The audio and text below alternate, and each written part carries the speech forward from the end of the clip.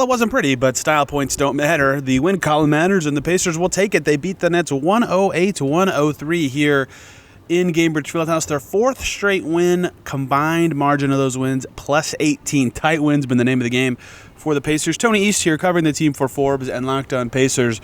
This one is all about feel to me. It's very interesting, right? The last three games for the Pacers, they go into Minnesota, down 9 in the fourth quarter, come back, beat the Wolves. They played the Mavs in this building on Wednesday. They were down 7 in the final minute. Come back, beat Dallas. They played the Nets, the same team they just beat tonight, on Thursday. Down 5 late.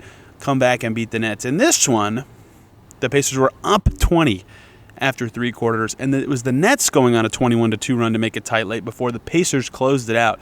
And it felt way different. The first three wins, even though they were all equally tight or close wins for the Pacers, ended up going their way. Everyone feels great about a nice comeback, a spirited effort, a resilient moment. In this one, it's all about lessons and learning how to close games and playing a 48-minute game. Deserved takeaway for the Pacers, to be sure. Being up 20 going into the fourth quarter against a tanking team should be an easy one to close out. But I would argue, and will argue right now to your face if you're listening to this was probably the most good minutes in a game the Pacers have played this week. Maybe you could argue Minnesota, but they had no starters in that game. With their normal rotation, this might be the best they've played in a week plus, and they just had a terrible 8 minutes of the first part of the fourth quarter. It was 90-70 entering that fourth period, right? Should be a walk-it-in kind of win for the Pacers. And then it was 92-91 with 4 minutes and 30 seconds to go. Pacers took their second time out of the quarter. At that time, Ben Mathurin comes in and scores, puts them up 3, and then they were able to answer some Nets punches with Siakam baskets and a few more free throws from their front court. Their front court very good in this game. So it took a sub there. It took them weathering as strong of a punch as the Brooklyn Nets could hit them with, but it was in fact enough for the Pacers to win, and it felt, again, very strange to see them go from up 20 to only up 1 and still win and feel painful about it after they've had to come back from worse performances, I would argue, this week. But it certainly feels different. It felt different to the team. And yet they walk out with their fourth straight win, 41st of the season, which means they'll finish at least 500 this year. Should the Chicago Bulls lose later today, the Pacers will clinch a top 9 seed in the East with 12 games to go. Lots to discuss on a player or individual level from Pacers Nets round 2. The first and biggest story, I would say, was Tyresre Haliburton returning from injury. Said his back got hurt a few times, flying through the air, again, doing various things against the Milwaukee Bucks last weekend, when the Pacers only lost in their last 7 games. He was able to return today. He was on a, not minutes limit or restriction per se, but they were just being careful to keep him close to 30. He finishes at just under 32. In this one, great first half. Less impact in the second half. The threes weren't falling outside of one nice step back, but did well inside the arc, 4 for 7 on 2s and 5 free throws on his way to 16 points and 12 assists. Said he felt good after the game. I think it's good news for the Pacers that he can play today and then have a day off. They've been hammered by back-to-backs recently, 3 in the last 12 days, and they do have another one coming up later in March. I can't remember who it is. I believe it's here in this building for the Lakers and then in D.C.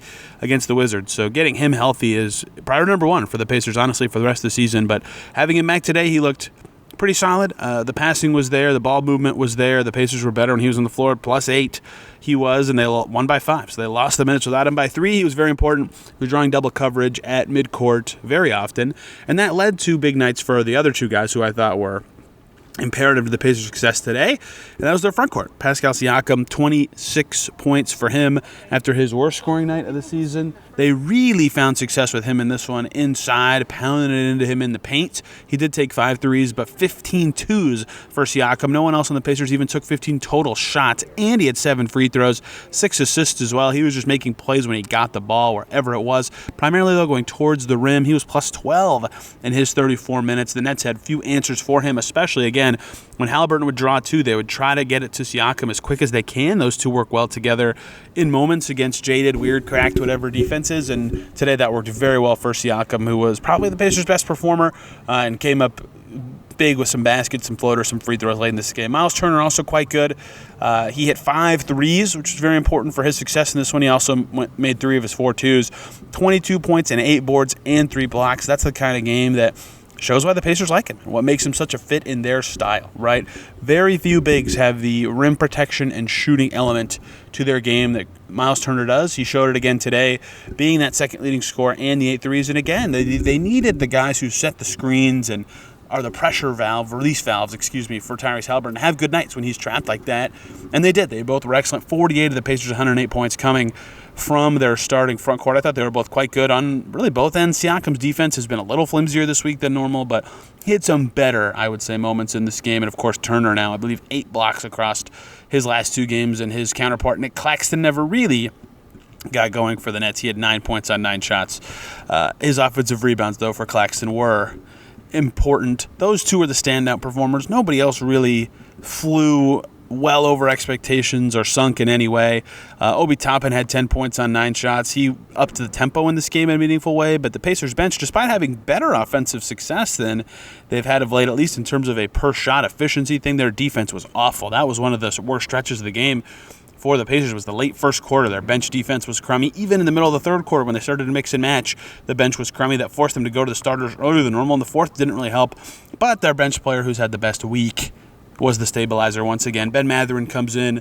I mentioned he hit that shot that, stopped the bleeding, sort of, for the Pacers. He ends up with 5 for 9 for 13 points, 4 rebounds. Rick Carlisle talking post-game today about how just different things are for Mathurin when Haliburton plays and doesn't. And I believe he called it the melding of what Ben Mathurin's good at and what the Pacers are good at, and how the Pacers can slam those things together. Slamming the strengths of the Pacers together and Mathurin's strengths together. These last 2 games without Haliburton, they needed him to attack, spread it out, go to the rim and score. In this game, they need him to do different things, although they did need him to do that exactly late when this game got close again, and he found ways to be impactful again. I thought he had some nice defensive moments in the final minutes as well, which is always important for a good Benedict Mathurin game. He finishes with 13, the Pacers' 4th leading scorer. Look, the Pacers never have to apologize for this week. They're in a tight playoff race. They're firmly in 4th in the East now. Detroit lost the other night. The Knicks are losing. The Bucks have a tough one today. They lost to the Stephless Warriors this week. They should be happy to be in 4th, even if it's been ugly. But I don't think they should be thrilled with their week. They did go 4-0. Their Minnesota win, very impressive, especially given who was available. But 3 not-so-good teams, especially given the available talent in Dallas, Brooklyn, and Brooklyn. Rick Carlisle stressed today, it's very hard to get a win in the NBA. And he's right, it is. But expectations are there for this team for a reason, and they did meet them results-wise. I don't even think internally they feel great about their performances this week, but they were good enough. They found some clutch answers, and that is where they are proud. They can take that into the playoffs. They have answers to clutch problems. They know they can be poised in those moments, and they walk out of this week 4-0. Minnesota in this building on Monday, then LA, I believe, on Wednesday. Then March Madness takes over for a bit, and they'll be out on the road for a little bit. We'll have coverage of all the games I'm at and not on this channel. You can hear much more about Pacers Nets on Locked On Pacers, plus more on Tony Bradley, a little bit on the standings and much more. Hope you guys enjoyed this one. I'll see ya after the next game.